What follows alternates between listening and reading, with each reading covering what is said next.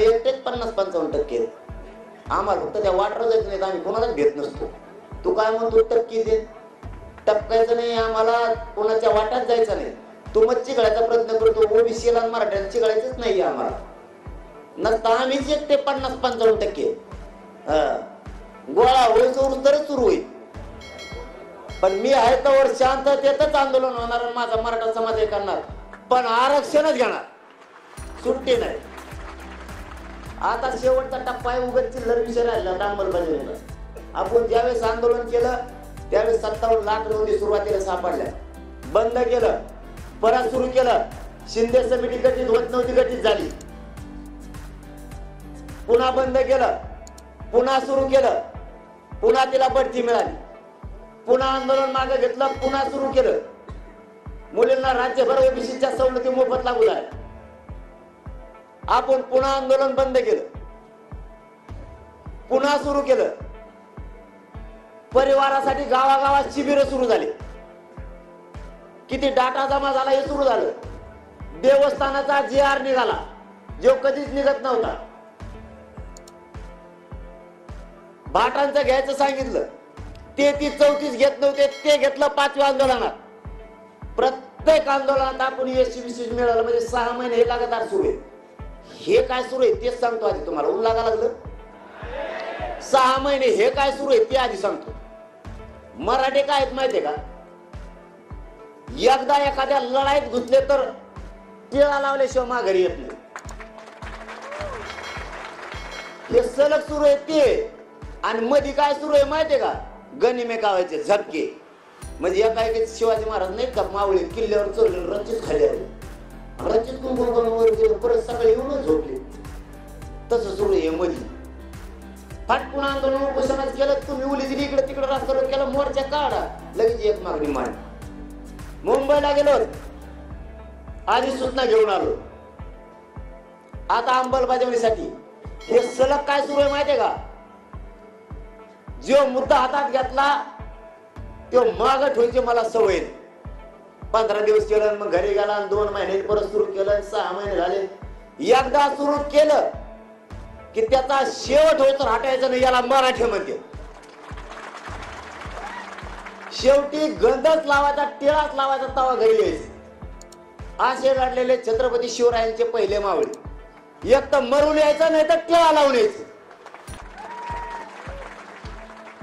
तसं आता फक्त अंमलबजावणी राहील. शेवटचं पण शांततेत करायचं,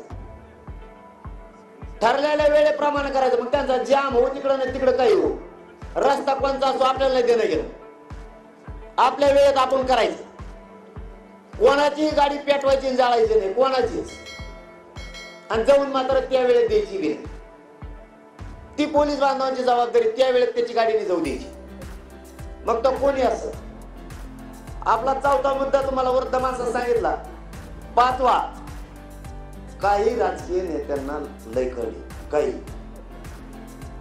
लय त्रास देता का मला, तुला शहरात आले होता की आपल्या ते खेड्यातले बिचारे पोर ते घाबरते, नाही तर त्याचे कार्यकर्ते शहरातले, नाही तर त्याचा पुतण्या ते स्वाड्याला असतो त्याने ते बांड खैर, परत त्याचं पोरग त्याला भैया म्हणतो आपण, त्याला हाकता येणार नाही त्यो, आणि त्याचा बाप साहेब आपण करून ठेवला. मग येणे आपल्याला धमकी टाकायची. म्हणजे निवडून आपल्या जीवर आला, मंत्री आपल्या जीवर झाला, तो धमकी टाकणार. काय शहाणा झाला वाटतो तो सध्या, माझ्या विरोधात पोस्ट टाकतो, आंदोलन करतो, आणि तुला दाखवतो सध्या मराठी खेळतोवर करशील, मग दाखवतो. असा जर म्हणला, 5वा मुद्दा आहे, असा जर म्हणला आणि एखाद्या पोराला खेड्यातून शहरात गेल्यामुळे त्रास झाला, त्या पोराने त्रास झाल्यावर मार का खायना, गावाकडे येऊन सांगायचं यांनी मला असं असं केलं. आणि त्यांनी पुऱ्या तालुक्यात ती वार्ता मराठींना पसरायची. पुऱ्या तालुक्यात जायचं. त्याचा आपलं पोरग पुढं भेटलं त्याला डांगरीवर पुढे तरी चापड चोपड खाणार, त्याचा पुतण्या पुढे तरी कठीणच ना, त्याचं पोरग पुढे तरी कठीणच ना.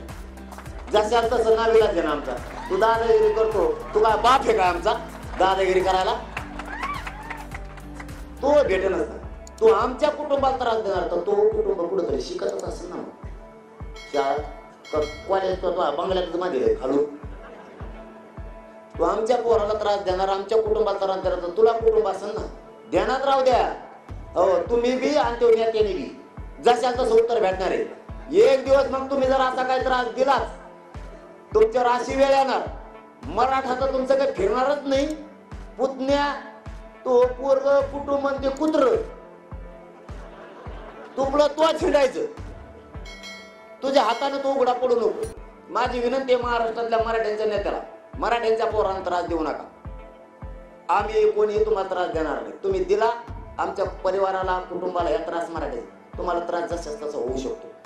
तुमच्या हाताने तुम्ही उघडा पडू नका, नाही तर शांत झोपून राहा. करू द्या समाजाला त्यांच्या न्यायासाठी लढाई. शांत घरी झोपा. वाईट संदेश का माय बाप त्यांना आपला बिनधास्त घरी राहतो. विरोधातही जाऊ नका. नाही आमच्याकडे यायचं. 5वा मुद्दा, ज्या पोराला त्रास होईल त्याच्या मदतीला सगळ्यांनी जायचं. एखाद्या गावाने गावाच्या मदतीला कधी जायचं? आंदोलनासाठी, रास्ता रोकोसाठी नाही. आपण आपलेच करायचे. पण त्रास झाला उघडं पडून द्यायचं नाही. या गावात त्या गावाच्या, त्या गावात ह्या गावाच्या मदतीला. बरं यांचं एखादा अर्धा गावामध्ये असेल बाजून आपला जेडा आहे ना, पुऱ्याने तिथं जायचं.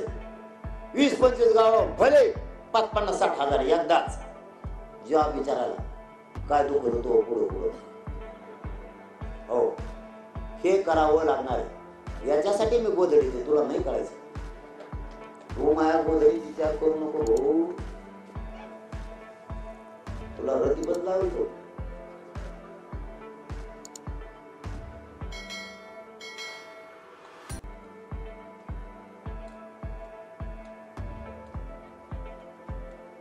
आपल्या पोराला जर एखाद्याला तिथं मोठं सांगितलं नाही, जाणीवपूर्वक निष्पाप पोरांना कोणीतरी काहीतरी आपल्या आंदोलन झाल्यावर करून गेलं तर आपल्या निष्पाप लोकांना आंदोलन केलंय तुम्हीच आणि तुम्हीच केलं असं म्हणून अंदाजे गुन्हा दाखल करून त्या निष्पापाला जर पोलीस स्टेशनला नेलं त्याच्या मदतीला पुऱ्या गावाने जायचं. त्याला उघड्यावर पडू द्यायचं नाही.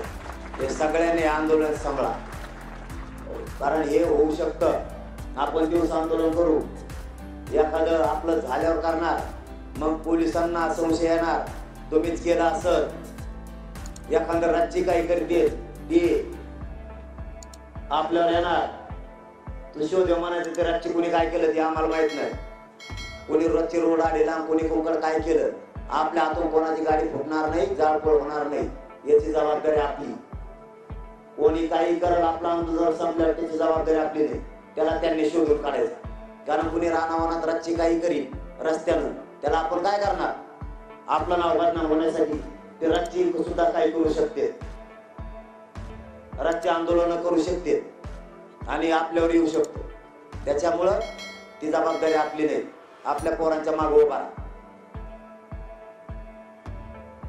आता शेवटचा मुद्दा आहे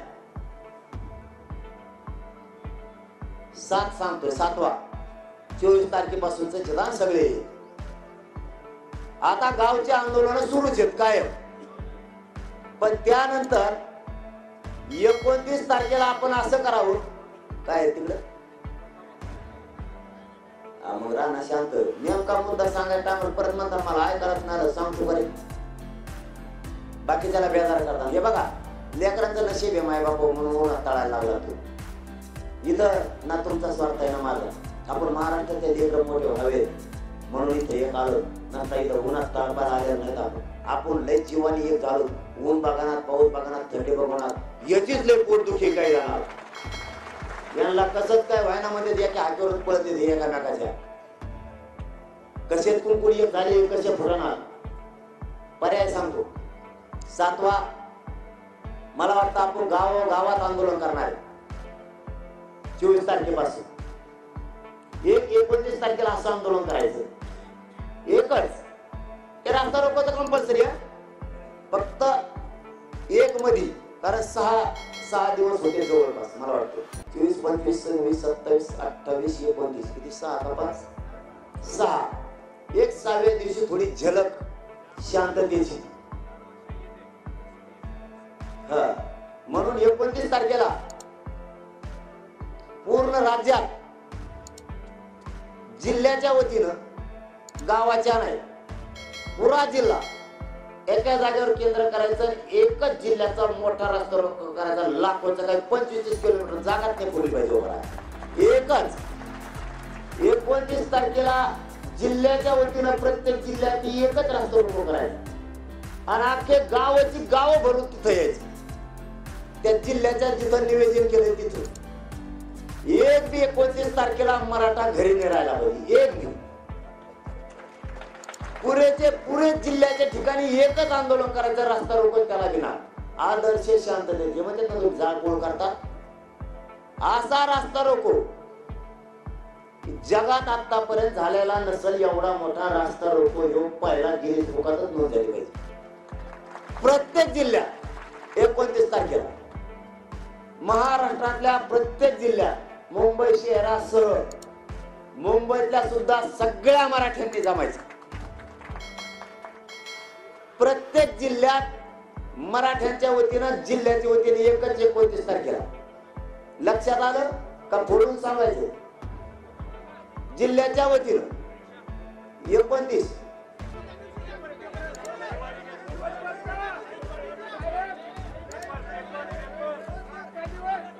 नाही दुपारच्याला ती जिल्ह्याची वेळ ठरवा. जिल्ह्याला अधिकार दिला, जिल्ह्याच्या वतीने एक रस्ता रोको. पेपर किती वाजता आहे? पेपर 29. रविवारी मग या आमचं आंदोलन आहे ना, आधी आजूबाजू त्याला एक रस्ता राहील ना आमच्या पुढीकडे. नाही 29 ला किती वाजता आहे पेपर? बघा ना पाटा 2 वाजता. 2 आहेत का? बरं 1 ला करायचं मग.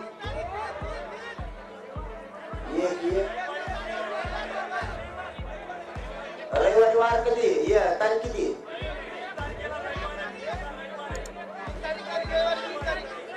अरे 1 तारखेला काय मग पेपर नाही का? पेपर बोलतो ना. इतके दिवस आंदोलन कशाला पटकून घ्यायची त्यांना. या रस्ता रोकोच्या आतच झालं पाहिजे, कारण हे रस्ता रोको लहान नसणार आहे. अख्खे जिल्हे जाम होणार आहेत. कमोड लाग रे. अरे काय राव, थोडं राहिलं मोकट नाही जाऊन ते घाला काय तुम्हाला. आपल्याला निर्णय होत आणखी राहिले परत मग बोंबाचा माया राव. 25 ला जवळ होतं.